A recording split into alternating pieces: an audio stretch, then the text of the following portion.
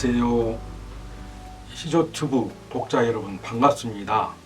지난번에 인사드렸던 염창곤 시인입니다. 작년에 출간한 제 시조집 오후의 시차에 수록된 78편 중에서 사설시조가 26편이니 38% 비중으로 사설시조를 썼고 또 근래에는 그 비중이 높아지고 있습니다. 더불어 지난 7월에 사설시조 관련 논문을 발표했는데 이 자리를 빌려 사설시조의 현대적 의미에 대해 말씀드리고자 합니다.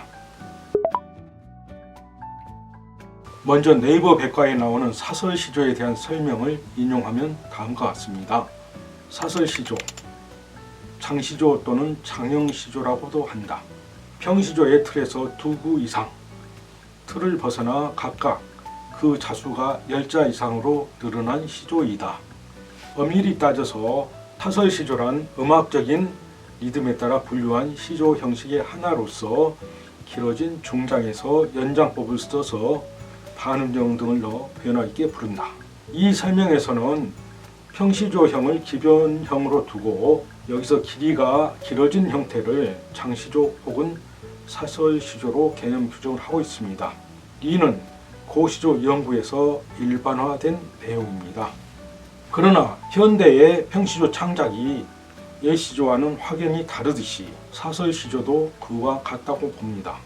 그러니 현대적인 표현 형식을 찾아가야 하겠습니다. 고시조 명칭으로 장시조, 장형시조, 어시조, 사설시조 등이 사용되는 것에 비해 현대시조에서는 평시조형에 비해 길이가 늘어난 형태를 모두 사설시조라는 용어로 통칭하고 있습니다.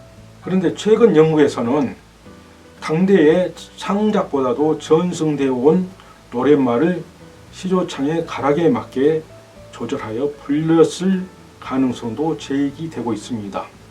권순회의 논문 김천택 편 청구영은 문헌 특성과 편찬 맥락에 따르면 만행청룡은 다시 시정공간에서 불리던 노래들로 김천택이 논란을 무릅쓰고 116수를 청구영원에 수렴하면서 가곡화의 단초가 마련되었으며 만행청룡에 대한 논란은 18세기 중년까지도 여전했던 것으로 확인된다고 정리합니다. 편집의 형태도 장진주사, 맹상궁가 등의 뒤쪽이자 발문의 바로 앞에 배치함으로써 어떻게 보면 부록과 같은 형태로 구성되어 있습니다.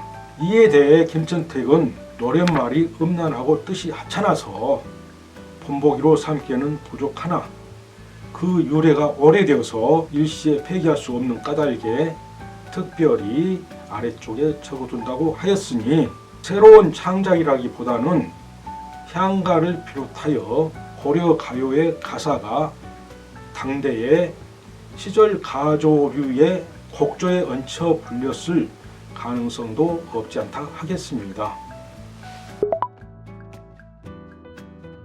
사설시조의 형식을 다시 악곡의 형식에 대입하여 보겠습니다.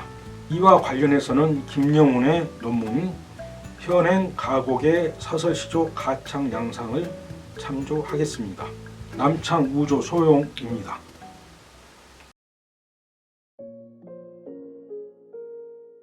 어젯밤도 혼자 곱송 그려 새오잠 자고 지난밤도 혼자 곱송 그려 새오잠 잤네. 어인놈의 팔자반대 주야 창상에 곱송 그려 새오잠만 잔다.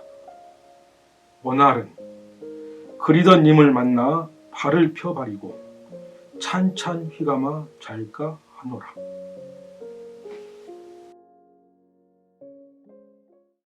가창의 단락이 5개의 장으로 구분된다는 점은 평시조와 다름이 없지만 중장과 종장이 길이가 길어진 형태임을 알 수 있습니다. 밑줄 그은 부분은 길어진 형태로 이를 삭제하면 평시조의 형태가 됩니다.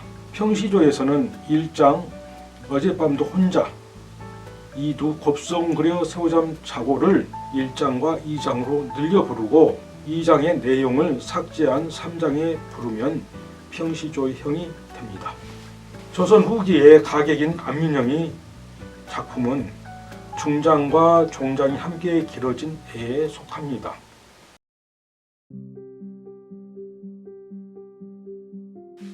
비바람 눈셔리와 산짐생 바닷물결 들더위 두매치 다 갖춰 겪였으며 빛난 의봉 멋진 음식 좋은 법림 고운 색과 술 노래 검은고를 실토록 지닌 후에 이 몸을 해여하니 100번 불린 쇠 아니면 10,000번 시친 돌이로다. 지금의 내 나이 70이라 평생을 목수하니 우습고 느꺼워라 물에 섞인 물 아니면 꿈속의 꿈이런가 하노라.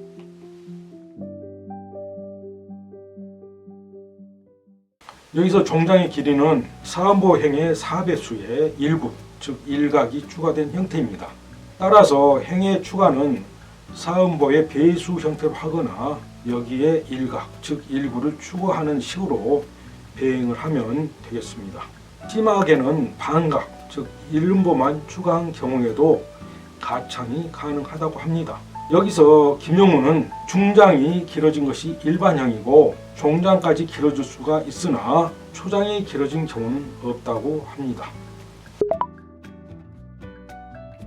제 사설시조 한 편을 소개하겠습니다. 감춰놓은 전생 같은 날, 염창권.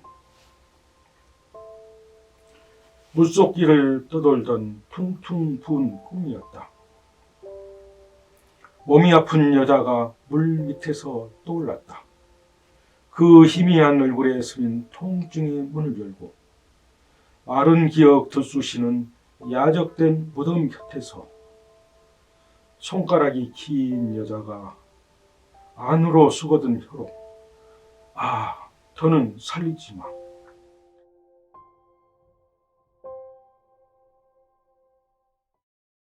묵시론적이며 끔찍하고 무서운 내용의 시조입니다. 이 시조는 중장이 길어진 사설시조입니다. 중장에서 사음보행의 3배수의 일구가 길어진 형태입니다. 각창은 연구분을 함으로써 시조 3장의 형태를 명시적으로 보여줍니다. 쉼표는 독자에게 배행의 형태를 보여주기에 찍어둔 것입니다. 중장이 지나치게 길어지면 초장이나 종장과의 거리가 멀어져서 시조의 형태가 잘 보이지 않게 됩니다. 또 길어지면서 쓸모없이 설명체나 진술형의 나열이 되기 쉽습니다. 그러니 최소 형태인 중장의 2배수나 5배수 사이에서 시상을 완결짓는 것이 시조의 묘미에 어울린다고 봅니다. 저의 최근 논문에서 사설시조 형식이 갖는 현대적 의의를 3가지로 정리한 바 있습니다. 1. 현대인의 정신과 정서적 질감을 반정형적 율격의 수준에서 응축 심화시킬 수 있다. 2. 형식적인 견딤을 통해 보다 심화된 수준의 서정적 상태에 진입할 수 있다. 3. 평시조형에 비해 길이가 늘어난 만큼 은유나 환유, 상징 등을 거치면서 대상 인식의 심화, 구체와 속성의 나열 등이 가능해진다. 이 3가지 중에서 자유시에 비해 사설시조가 갖는 매력은 2의 형식적인 견딤을 통해 보다 심화된 수준의 서정적 상태에 진입할 수 있다고 생각합니다. 자유시가 마냥 자유롭게 풀려 있다고 해서 마냥 자유로운 것만은 아닐 것입니다. 꽉 낀 상태가 아닌 적당한 수준의 형식적인 견딤은 상상력을 결속시킴으로써 서정적 긴장 상태를 보양시키는 기능을 할 수가 있겠습니다. 박군숙 시인의 사설시조 한 편을 인용하겠습니다. 촛불 박건숙. 꼿꼿이 서서 죽는 꽃 한 송이 피어있다. 어둠을 향해 던질 돌 대신 꽃을 들고 어둠을 한 발짝씩 지우고선 꽃을 들고, 어둠을 뿌리 삼고 단에 삼고 하늘로 삼은 꽃을 들고, 단 일획 생사를 긋는 저 치명의 눈부심. 선언적으로 꼿꼿이 서서 죽는 꽃 한 송이 피어 있다고 했을 때 이는 죽음에 대한 인식이며 죽음의 발화 형식이라고 볼 수 있습니다. 한편으로는 유한성에 대한 도전이자 응시라고 하겠습니다. 중장에서는 사음보의 배행이 3차례 이루어지는데 그 끝부분에 아분의 효과에 해당하는 꽃을 들고의 한음보가 반복되면서 반복률을 실현합니다. 그런데 3번 배행에서 땅, 공중, 하늘의 순서로 상승하는 공간 이동을 주체 못하고 한음보에 해당하는 꽃을 들고가 탈출합니다. 극한으로 심화된 심리적 근거는 여기서 발견할 수 있습니다. 3. 어둠을 뿌리 삼고 단에 삼고 하늘로 삼은 꽃을 들고에서 객관적 상가물로 시적 화자의 신체 상징이며 곧 어둠이 되리라는 자기 고백일 것입니다. 이에 비해 초장과 종장은 상황을 이미지한 것으로 이미지는 뚜렷하지만 의미 그 자체는 평평하다고 봅니다. 여기서 우리는 중장을 어떻게 다른 형식으로 표현할 수 있을까와 같은 질문을 통해 사설시조의 가능성을 찾아볼 수 있을 것입니다. 중장에서 나머지를 지우고 이만 두게 되면 단형의 편시조가 되는데 꼿꼿이 서서 죽는 꽃 한 송이 피어 있다.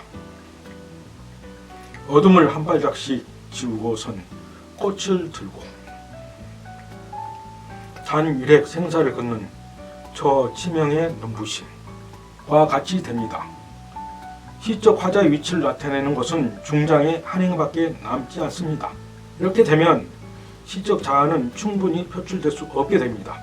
즉 시적 주체는 사라지고 초장의 선언에 따라 대상화된 촛불만 남게 됩니다. 다른 한편으로 중장을 자유시로 풀었었을 때 형식적 탄성이 떨어짐으로써 이처럼 안으로 응축, 심화되어 가며 내적인 긴장의 국면을 표현하기가 어렵게 됩니다.